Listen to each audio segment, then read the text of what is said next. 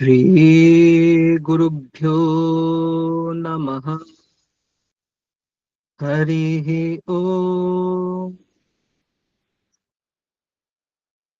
सहना भवतु, सहनौ भुनक्तु, सह वीर्यङ्करवावहै।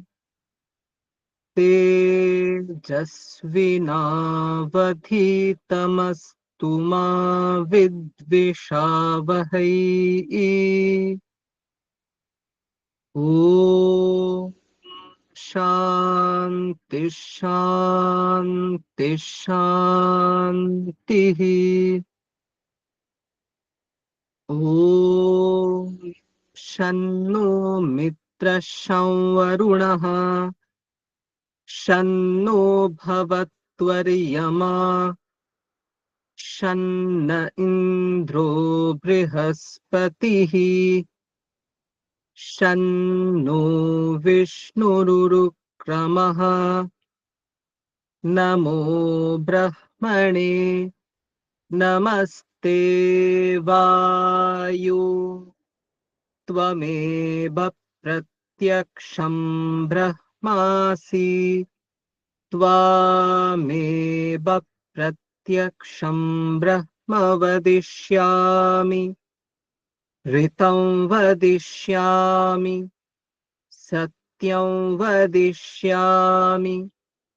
तन्मामवतु, तद्वक्तारमवतु, अवतु माम्, अवतु वक्तारम्। ॐ शान्ति शान्ति शान्तिः। ॐ भद्रं कर्णेभिः शृणुयाम देवाः, भद्रं पश्येमाक्षभिर्यजत्राः, स्थिरैरङ्गैस्तुष्टुवागुंसस्तनूभिः। व्यशेम देवहितं यदायुः, स्वस्ति न इन्द्रो वृद्धश्रवाः, स्वस्ति नः पूषा विश्ववेदाः, स्वस्ति नस्तार्क्ष्यो अरिष्टनेमिः, स्वस्ति नो बृहस्पतिर्दधातु। ॐ शान्ति शान्ति शान्तिः। ॐ यश्छन्दसां वृषभो विश्वरूपः, छन्दोभ्योऽध्यमृतात् सम्बभूव, समेन्द्रो मेधया आस्पृणोतु, अमृतस्य देवधारणो भूयासम्, शरीरं मे विचर्षणं, जिह्वा मे मधुमत्तमा, कर्णाभ्यां भूरिविश्रुवम्, ब्रह्मणः कोशोऽसि मेधया पिहितः, श्रुतं मे गोपाय। ॐ शान्ति शान्ति शान्तिः।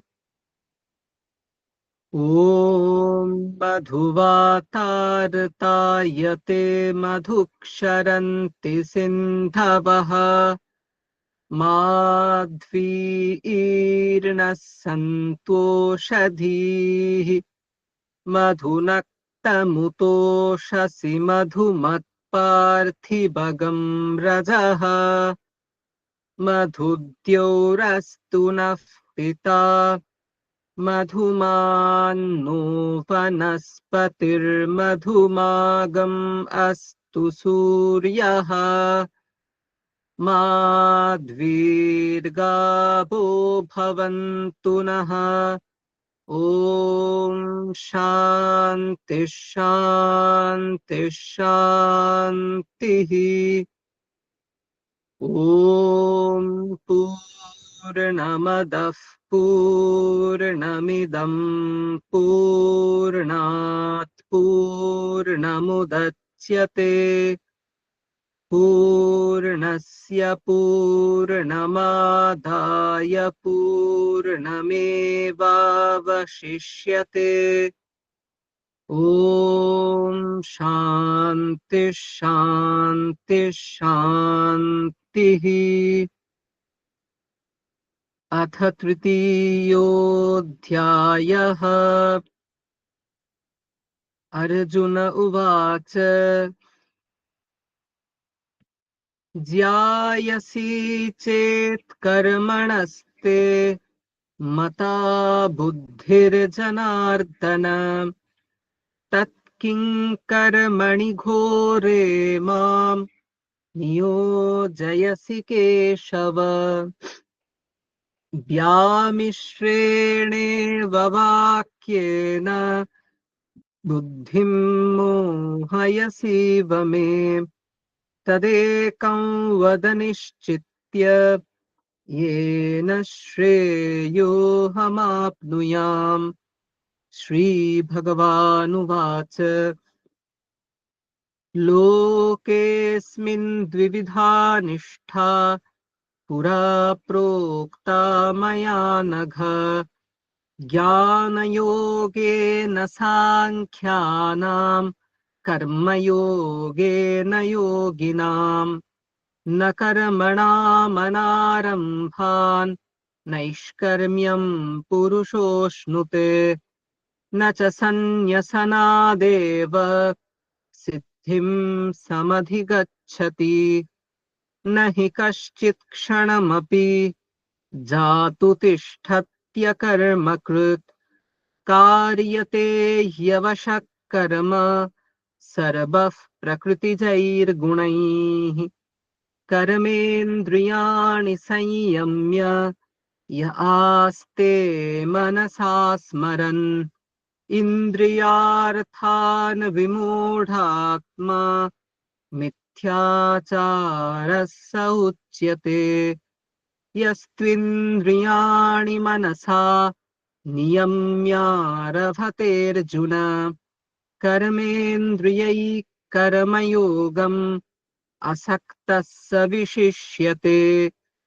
नियतं कुरु कर्म त्वं कर्म ज्यायो ह्यकर्मणः शरीरयात्रापि च ते न प्रसिद्ध्येद कर्मणः यज्ञार्थात् कर्मणोऽन्यत्र लोकोऽयं कर्मबन्धनः तदर्थं कर्म कौन्तेय मुक्तसङ्गः समाचर सह यज्ञाः प्रजा सृष्ट्वा पुरोवाच प्रजापतिः अनेन प्रसविष्यध्वम् एष वोस्त्विष्टकामधुक् देवान् भावयतानेन ते देवा भावयन्तु वः परस्परं भावयन्तः श्रेयः परमवाप्स्यथ इष्टान् भोगान् हि वो देवा दास्यन्ते यज्ञभाविताः तैर्दत्तानप्रदायैभ्यो यो भुङ्क्तेस्तेन एव सः यज्ञशिष्टाशिनः सन्तो मुच्यन्ते सर्पकिल्बिषैः भुञ्जते ते त्वघं पापा ये पचन्त्यात्मकारणात् अन्नाद् भवन्ति भूतानि पर्जन्यादन्नसम्भवः यज्ञाद् भवति पर्जन्यो यज्ञः कर्म समुद्भवः कर्म ब्रह्मोद्भवं विद्धि ब्रह्माक्षर समुद्भवम् तस्मात् सर्वगतं ब्रह्म नित्यं यज्ञे प्रतिष्ठितम्।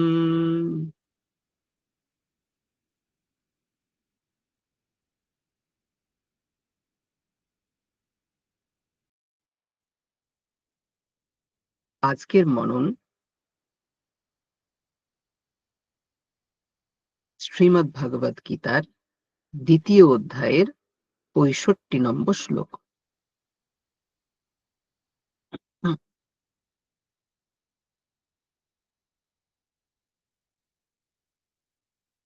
আমি আগে শ্লোকটি পড়ছি। প্রসাদে সর্বদুঃখানাং হানিরস্যোপজায়তে প্রসন্নচেতসো হ্যাশু বুদ্ধিঃ পর্যবতিষ্ঠতে। এখানে কি বলা হচ্ছে যে প্রসাদে, প্রসাদ অর্থাৎ মনের প্রসন্নতা হলে আস্য সেই শুদ্ধচিত্ত ব্যক্তির সর্বদুঃখানাম হানিহি উপজায়তে সমস্ত দুঃখের হানি অর্থাৎ বিনাশ হয়। প্রসন্ন চেতসঃ যার মন প্রসন্ন হয়েছে, যার বুদ্ধি প্রসন্ন হয়েছে, তার আশুহু বুদ্ধি পর্যবতিষ্ঠতে তার বুদ্ধি শীঘ্রই, আশু মানে শীঘ্রই কি হয়, আত্মস্বরূপে নিশ্চল হয়। প্রসন্নতা লাভ হলে সেই সাধকের মন আত্মাতে স্থির হয়। কারণ যদি প্রসন্নতা না আসে তাহলে সেই অতুষ্ট মন সে বহু বিষয়ের কামনা করে, কিন্তু প্রসন্নতা চলে এলে তো আর বিষয়ের কামনা করছে না, ফলে তার মন আর বিষয়াভিমুখে ধাবিত হয় না। মন স্নিগ্ধ হয়, শান্ত হয় এবং খুব সহজেই, খুব শীঘ্রই সেটি আত্মতত্ত্বে সমাহিত হয়, অর্থাৎ আত্মতত্ত্ব নিয়ে চিন্তা করতে থাকে। আমরা যে আলোচনাটা শুরু করেছিলাম এখানে সেটা হচ্ছে যে কিভাবে এই ইন্দ্রিয় বিষয় এগুলো আমাদের ক্ষতি সাধন করে তার একটা নির্দিষ্ট পদ্ধতি শ্রী ভগবান বলেছিলেন। আমরা এর আগের দিনের মননে এই শ্লোকটি পড়েছিলাম যে যখন আমরা বিষয়সমূহের চিন্তা করি তখন ওই বারবার বিষয়সমূহের চিন্তা করলে সেই বিষয়ে আমাদের একটা আসক্তি জন্মায়। আসক্তি মানে মোটামুটি ধরুন অ্যাটাচমেন্ট, একটা আসক্তি জন্মায়। সেই আসক্তির থেকে ডিজায়ার, কামনার জন্ম হয়, তৃষ্ণার জন্ম হয়। যদি সেই কামনা চরিতার্থ হয়, সেই ইচ্ছা পূরণ হয়, তাহলে আনন্দ হয়।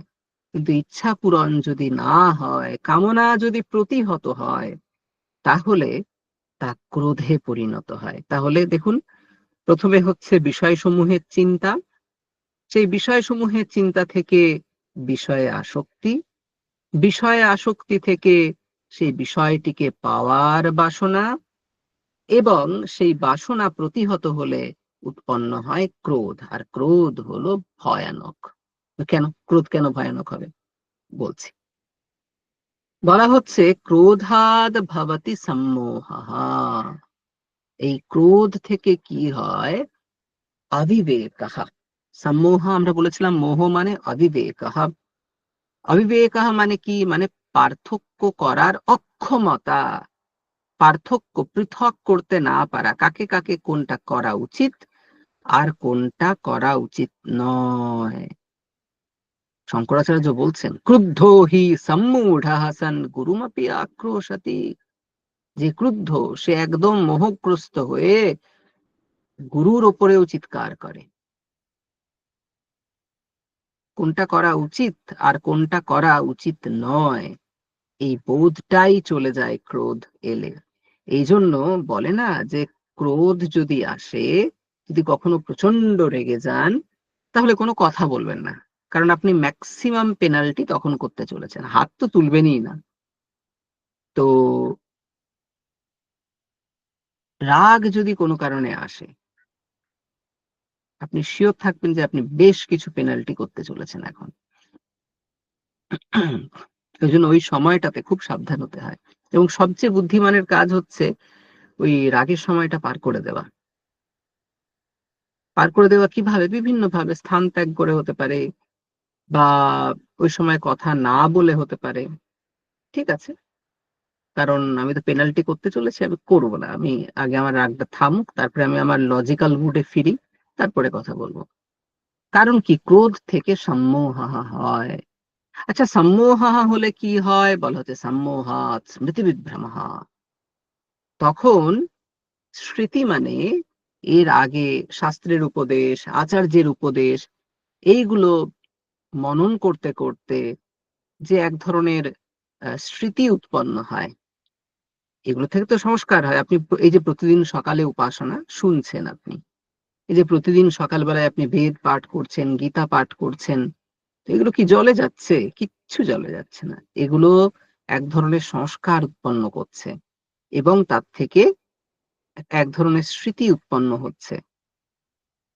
কিন্তু যদি ক্রোধ উৎপন্ন হয়ে যায়, রেগে যান, তাহলে সেই ক্রোধ থেকে সমস্ত স্মৃতি বিভ্রম হয়ে যায়। ঠিক আছে, অর্থাৎ যা যা পড়া হয়েছে, যা যা কিছু, সমস্ত আমরা ভুলে যাই। দেখবেন না, রাগের মুখে মানুষ কেমন অসভ্য হয়ে ওঠে, তারস্বরে চিৎকার করে। তারা জানে যে ওইরকম পাবলিক প্লেসে ওভাবে চিৎকার করা যায় না, ওটা উচিত নয়। বিশেষ করে যে ধরনের কথাবার্তা সেই সময় বলা হয়, সেটাও অনুচিত। পূর্ব পূর্ব যা যা শিক্ষা দীক্ষা ছিল, সব বিস্মৃত হয় ক্রোধের সময়। ঠিক আছে, তো ক্রোধ থেকে আসে মোহ, সম্মোহ, সম্মোহ থেকে আসে স্মৃতি বিভ্রম। আর যখনই স্মৃতি বিভ্রম আসবে, তার থেকে হবে স্মৃতিভ্রংশাৎ বুদ্ধিনাশ। স্মৃতি ভ্রংশ হলে তো বুদ্ধির নাশ হবে। বুদ্ধির নাশ মানে এটা করা উচিত আর এটা করা উচিত নয়, এই যে পার্থক্য করার যে ক্ষমতাটা, ঠিক আছে, তাকেই বলা হচ্ছে বুদ্ধি। ঠিক আছে, তো সেই মুহূর্তে আর ওই পার্থক্য করার আহ কোনো সম্ভাবনা থাকে না, ফলে বুদ্ধি নাশ হয়ে যাচ্ছে। বুদ্ধির কাজ কি? বুদ্ধির কাজ হচ্ছে ডিসিশন নেওয়া, এটা ভালো, এটা মন্দ, ভালোতে আমি প্রবৃত্ত হব, মন্দ থেকে আমি নিবৃত্ত হব। কিন্তু যখন মানুষ ক্রুদ্ধ হয়, তখন তার এই যে বুদ্ধি, এই যে লজিক্যাল মাইন্ড, যে নাকি ডিসিশন নেয় কোনটা করবে কোনটা করবে না, ও ও তার কাছে থাকে না। ওকে প্রথমে পদাঘাত করে বার করে দিয়েই রাগটা করা হয়। তাহলে আমাদের অধিকাংশ রাগের ক্ষেত্রে আমরা দেখবো যে রাগটা করা উচিতই হয়নি। হ্যাঁ, রাগ একটু করতে হয়, ঠাকুর বলেছেন কিন্তু ফোঁস করতে হবে। একটা ঠাকুরের গল্প আছে যে একেবারে না রাখলে কিন্তু চলে না। তো একবার একটি সাপ সে এক মুনির কাছে দীক্ষা নিয়েছে, দীক্ষা টিক্ষা নিয়ে সে এখন কি হয়েছে, সম্পূর্ণ নিরামিষাশী হয়ে গেছে। গল্প, সম্পূর্ণ নিরামিষাশী হয়ে গেছে, একদম জপ টপ করে, সাধন ভজন করে সাপ, আর একদম সাত্ত্বিক হয়ে গেছে। তো এটা পাড়ার ছেলেরা, বদমাস ছেলেরা, তারা ওই দেখে যে মরার মতো পড়ে আছে সাপ, ও সাধনা করছে, ওকে তোলে, ওকে পিটায়, ওর গা থেকে রক্তক্ষরণ হয়, তো ও কিছু করে না। তো একবার গুরুদেব যাচ্ছেন ওই রাস্তা দিয়ে, বলে, এই সাপ তোমার কি হলো, কি হলো, কি হলো, তোমার গায়ে এত ফাটাফাটি কেন, রক্ত কেন? বলে, এই বাচ্চা ছেলেরা তোলে মারে। বলে, তা বলে তুমি নিজেকে রক্ষা করবে না? বলে, না, সে তো হিংসা হয়ে যাবে। বলে, আরে তোকে কামড়াতে কেউ বলেছে? ফোঁসটা তো করতে পারিস। তো পরের দিন বাচ্চারা এসেছে, সাপটাকে তুলে মারতে গেছে, তুলে ফোঁস করেছে, ভয়ে পালিয়ে গেছে। তো বিষয়টা হচ্ছে মাঝে মাঝে ফোঁস করতে হয় আত্মরক্ষার তাগিদে, ঠিক আছে, কিন্তু সচেতন ভাবে করতে হবে। মানে রাগের কাছে সর্বস্ব সমর্পণ করে দিয়ে নয়, রাগটাও যেন কন্ট্রোলড থাকে। ঠিক আছে, তো যদি এগুলো কথায় বলতে খুব মধুর লাগে, কাজে করতে প্রচন্ড কষ্ট, যখন রাগ হয় তখন আমরা দিক বিদিক শূন্য হয়ে যাই। তাই তো। তো বলা হচ্ছে ক্রোধ থেকে আসে সম্মোহ, সম্মোহ থেকে আসে স্মৃতিবিভ্রম, স্মৃতিভ্রংশ যেই হলো সেই বুদ্ধি নাশ হয়ে যায়। আর যার বুদ্ধি নাশ হয়েছে, ঠিক আছে, যে কোনটা করা উচিত আর কোনটা করা উচিত নয় এটা বোঝার ক্ষমতা যার নষ্ট হয়ে গেছে, তাহলে সে নিজেই নষ্ট হয়ে গেছে। বুদ্ধি নাশাৎ প্রাণাস্যাতি। ঠিক আছে, প্রাণাস্যাতি মানে কি? মানে সে ধর্ম অর্থ কাম বা মোক্ষ, এই যে আমাদের চতুর্বর্গ বা পুরুষার্থ, সেগুলো পাওয়ার অযোগ্য হয়ে ওঠে। শঙ্করাচার্য অর্থ করছেন প্রাণাস্যাতি মানে কি, মরে যাবে, যে না, তস্য অন্তঃকরণস্য বুদ্ধেः নাশাৎ প্রণশ্যতি পুরুষার্থ অযোগ্যো ভবতি। সে কোনো পুরুষার্থ লাভ তার আর হয় না। ঠিক আছে, সুতরাং এই হচ্ছে আমাদের বিনাশের পথ। স্টেপ বাই স্টেপ যদি দেখতে যান, তাহলে বিনাশের পথ কোথা থেকে শুরু হয়? বিষয়ে আসক্তি থেকে। ঠিক আছে, এখান থেকে শুরু হচ্ছে।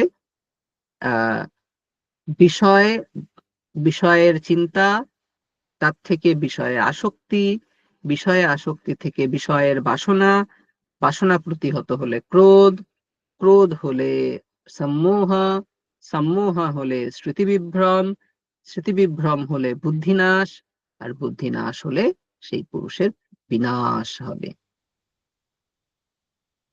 এইবারে যে প্রথমটাই, বিষয়ের সাথে তার আসক্তি, বিষয়ের সাথে তার অ্যাটাচমেন্ট, ওটাকেই যে দূর করে ফেলেছে, যে অনুরাগ বিদ্বেষ এগুলো থেকে মনকে দূরে রেখেছে, তার মনে এক প্রসন্নতা হয়। ঠিক আছে, তো কেউ ভাববেন না যে এই প্রসন্নতা সবসময় বিষয় ভোগেই হতে পারে। বিষয়ের ত্যাগেও প্রসন্নতা আছে।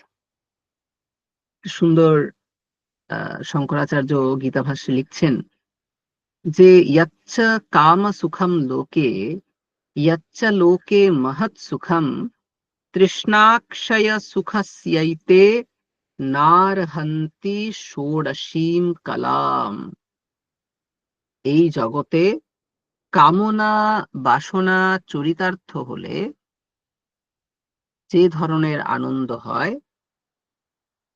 ইয়াচ্চা লোকে মহৎ সুখম মানে হচ্ছে আহ অন্যান্য যত ধরনের সুখ আছে, ইয়াচ্চা লোকে মহৎ সুখম তৃষ্ণাক্ষয় সুখস্যৈতে নারহন্তি ষোড়শীম কালাম। তৃষ্ণা ক্ষয় হলে যে ধরনের আনন্দ হয়, তা 16 ভাগের 1 ভাগও সেই আনন্দ নেই। অর্থাৎ বিষয়ের ভোগ করে যে আনন্দ, সেটা বিষয় ত্যাগের আনন্দের 16 ভাগের 1 ভাগ।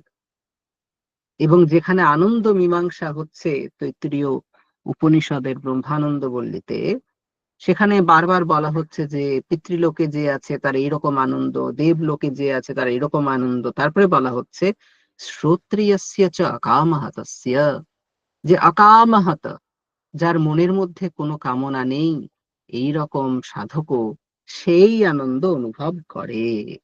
ঠিক আছে, সুতরাং প্রসন্নতা বড় জিনিস, প্রসন্নতা বড় জিনিস। আমরা সব সময় অতুষ্ট, কিছুতেই আমাদের তুষ্টি হয় না। বস্তু প্রাপ্তি হলেও তুষ্টি হয় না, কেউ প্রশংসা করলেও তুষ্টি হয় না, আমরা কিছুতেই তুষ্ট হতে পারি না। অবশ্যই অতুষ্টিটা দরকারও। এই তুষ্ট হয়ে গেলে তো আহ সৃষ্টিশা কমে যাবে, সৃজন করার ইচ্ছা কমে যাবে, আর নতুন কিছু আসবে না। অতৃপ্তি ঠিক আছে, কিন্তু সেটা একাডেমিক জায়গাতে ঠিক আছে, সাংসারিক জীবনে অতৃপ্তি ভালো না। ঠিক আছে, তো বিষয় হচ্ছে বিদ্যার ক্ষেত্রে যেন অতৃপ্তি থাকে, যে না আমার সব শেখা হয়নি, সব জানা হয়নি। কিন্তু আহ অন্য জায়গাতে অতৃপ্তি যেন না থাকে, যে বিশেষ করে সাংসারিক বিষয়ে। এবং সুন্দরভাবে বলা আছে, যদি আমি ঠিক মনে করছি, যে বিদ্যার ক্ষেত্রে অতৃপ্তি রাখবে, কিন্তু স্ত্রী বা ধনের ক্ষেত্রে, ধনসম্পদের ক্ষেত্রে অতৃপ্তি বোধ যেন না থাকে। তো এখানে আরো যে বিষয়টা বলা হচ্ছে যে রাগদ্বেষ বিযুক্তৈস্তু বিষয়ান ইন্দ্রিয়ৈশ্চরन् আত্মবশ্যৈর্বিধেয়াত্মা প্রসাদমধিগচ্ছতি। সংযত চিত্ত যে ব্যক্তি, সে বস্তুতে আসক্তি, স্বাভাবিক যে প্রিয় বস্তু, যেগুলো ডিজায়ার্ড থিংস, সেখানে অ্যাটাচমেন্ট, এবং যেগুলো অপ্রিয় বস্তু সেইগুলোতে ডিটাচমেন্ট, এই দুই বিষয় থেকেই তিনি নিজেকে মুক্ত রাখেন। অর্থাৎ কোনো বস্তুতে তার অনুরাগও নেই, কোনো বস্তুতে তার বিদ্বেষও নেই। তাহলে কি আছে? ইনডিফারেন্স আছে, উদাসীনতা আছে। আপনি বাসে গেলে যেমন বাসে যত লোক আছে তাদের প্রতি আপনার যেমন দৃষ্টি, উদাসীনতা, কি করছে না করছে আমি জেনে কি করব, আমাদের এরকম হয় না? উদাসীনতা। সেই রকম যে সাধক, সে উদাসীন থাকে, বিষয়ের বিষয়ে উদাসীন থাকে। রাগদ্বেষ বিযুক্তৈস্তু, এবং কি করে? বিষয়ান ইন্দ্রিয়ৈশ্চরन्, ইন্দ্রিয়, ঠিক আছে, সে সেগুলো বশীভূত হয়েছে, সেই বশীভূত ইন্দ্রিয়গুলি দ্বারা সে বিষয় সমূহে পতিত হয় বটে, সে বিষয় সেবন করে বটে, না হলে তো বেঁচে থাকতে পারবে না। ঠিক আছে, তো দেহ ধারণের জন্য যা যা করা অবশ্য উচিত, সেই বিষয়গুলিতে সে প্রবৃত্ত হয়, কিন্তু প্রবৃত্ত হলেও সেখানে সে অনাসক্ত ভাবে থাকে, বিধেয় আত্মা, প্রচন্ড সংযত থাকে, এবং সে ওই বিষয়সমূহে আসক্ত হয় না। এবং তার ফলে কি হয়? এইভাবে অনাসক্ত ভাবে থাকার জন্য তার অন্তর প্রসন্ন হয়। ঠাকুর বলতেন না যে আগে সাধন করে মনকে শুদ্ধ করে নিতে হয়, তারপরে শুদ্ধ মন দিয়ে যখন আপনি বিষয়ের কাছে যাবেন, বিষয় সেই মনের কোনো ক্ষতি করতে পারে না। যেমন চার্নিং করে, মন্থন করে দুধ থেকে ননিটা তুলে নিতে হয়। এই ননিটাকে আপনি জলে ফেলবেন, এটা জলের সাথে মেশে না। সেই রকম সাধনা হচ্ছে সেই মন্থন, সেই মন্থন করে মনকে শুদ্ধ করে ফেলতে হবে। তাহলেই সেই শুদ্ধ মন, অনাসক্ত মন প্রসন্নতা লাভ করবে, প্রশান্তিতে থাকবে। এই প্রশান্তিটা সাধনার জন্য খুব প্রয়োজন। এটাই আমাদের আজকের মননে বলা হলো, যে প্রসন্নতা লাভ হলে এই যে শুদ্ধ চিত্ত ব্যক্তি, তার সব দুঃখের বিনাশ হয়, এবং তার বুদ্ধি আত্মস্বরূপে সমাহিত হয়। তার মন যেহেতু চতুর্দিকে ছুটে বেড়াচ্ছে না, তার মন যেহেতু সব সময় অনুরাগ এবং বিদ্বেষ এর মধ্যে লিপ্ত হয়ে নেই, তাই মনটার একটা অপশন আছে, তাই মনটার একটা সুযোগ আছে, অবকাশ আছে আত্মতত্ত্ব চিন্তন করার। তাই তার মন আত্মস্বরূপে নিশ্চল হয়ে যায়। তো আমাদের এমনি জীবনেও যদি আমরা কোনো উন্নতি করতে চাই, তাহলে আমার কাছে যা আছে তাতে একটা সন্তুষ্টি বোধ দরকার, যে ঈশ্বর আমাকে যেমন শরীর দিয়েছেন, যেমন আমার বাবা মা স্ত্রী ইত্যাদি আমাদের কাছে কালের নিয়মে এসেছে, আমরা তাতে সন্তুষ্ট। এরপরে আপনি কাজ শুরু করুন। এই যে সন্তোষ, এই যে আপনার অনুরাগ এবং বিষয়ে অনুরাগ এবং বিদ্বেষ, এই দুটোই যদি চলে যাচ্ছে আপনার কাছ থেকে, আপনার মন শান্ত হচ্ছে, ওই এজিটেশনটা, ওই উৎকণ্ঠাটা, অ্যাংজাইটি মনে আর থাকে না, কারণ আপনি কন্টেন্ট ফিল করছেন। ঠিক আছে, এই প্রসন্নতা যদি না থাকে, তাহলে সাধন পথে আসা যায় না। তো এই জন্য বিষয়ের প্রতি অনুরাগ এবং বিদ্বেষ দুটোকেই পরিত্যাগ করতে হয়। যেমন ভাবে বিষয়গুলি এসে উপস্থিত হয়, সেইভাবে সেগুলির প্রতি যা করণীয় করে নিরন্তর সাধনায় রত থাকতে হয়। তো নিরন্তর সাধনা যেন আমরা করে যেতে পারি, আর আমরা যেন এই অন্তরের প্রসন্নতা আমরা যেন অর্জন করতে পারি। এতে আছে, যোগসূত্রে আছে, সন্তোষাদ অনুত্তম সুখলাভঃ। যদি কেউ এই সন্তোষ, এই প্রসন্নতা যদি কেউ অর্জন করতে পারে, তাহলে তার মানে অনুত্তম, মানে যার থেকে উত্তম আর হয় না এমন সুখ লাভ হয়। এবং মনটা সবসময় একটা স্থির শান্ত হয়ে থাকে, কারণ না বিষয়ের দিকে ধাবিত হচ্ছে, না প্রত্যেকটা বিষয়ে গিয়ে তার একটা মতামত দিচ্ছে, এটা ভালো লাগে এটা খারাপ লাগে। বিষয় বিরহিত হয়ে, শান্ত হয়ে, প্রসন্ন হয়ে আত্মতত্ত্বে লীন হয়ে আছে, মানে লীন হয়ে থাকার সুযোগটা হয়। ঠিক আছে? তো আমরা যেন অন্তরে প্রসন্ন হই, এবং সেই প্রসন্নতা যেন আমরা কৃতজ্ঞতার মধ্য দিয়ে ব্যক্ত করি। ঈশ্বরকে যেন আমরা বলি যে আমার কাছে যা আছে আমি তাতে সন্তুষ্ট, এবং আমার অনেক না পাওয়া আছে, সেগুলো আমি তো আগামী দিনে তোমার কৃপায় অর্জন করব, কিন্তু আমি এখন সন্তুষ্ট। আমার যা আছে তা নিয়ে আমি সন্তুষ্ট। I accept that. এবং ওখানে আমার কোনো অভিযোগও নেই, কোনো কিছুই নেই। ওগুলো আমার কাছে একটা এক্সপেরিয়েন্স মাত্র, যা আছে আমার কাছে। আমি সমস্ত কিছুকে রেসপেক্ট করি। তো এগুলো আমার কাছে এসে উপস্থিত হবে। আমি সন্তুষ্ট। আমি আমার মনকে, এই সন্তুষ্ট মনকে আমি সাধনাতে কেন্দ্রিত করতে পারি। ঠিক আছে?